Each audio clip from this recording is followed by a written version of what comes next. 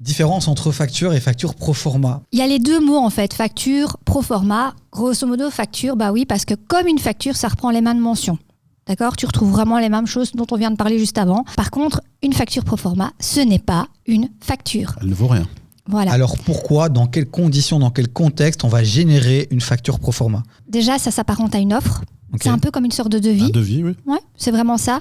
Et ça a été souvent mis en application dans les échanges au niveau international. Moi, il y a un jour, il y a un ami à moi qui faisait justement ces factures pro forma et qui m'a dit, moi, pourquoi je fais ça ? C'est parce qu'il y a trop de clients qui ne m'ont pas payé.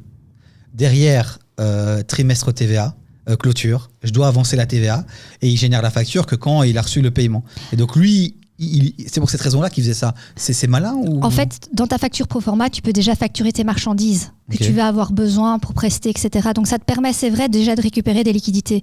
Maintenant, on voit beaucoup de clients aussi qui travaillent avec des acomptes. Compte, tout Tu vois. simplement. Donc, j'ai envie de dire, sincèrement, vous voulez ça, travailler aussi avec des acomptes sur vos prestations. Donc ça vous permet aussi d'avoir des liquidités en avance. On voit ça aussi de temps en temps, même beaucoup dans les restaurants, où le premier ticket qui sort est un ticket pro forma.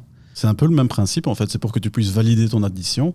Ok, mais je retiens que pour un business, on va dire classique, on évite plutôt les factures pro forma, on fait des devis, on fait des factures Des bons de commande, d'acompte. évidemment. Hein.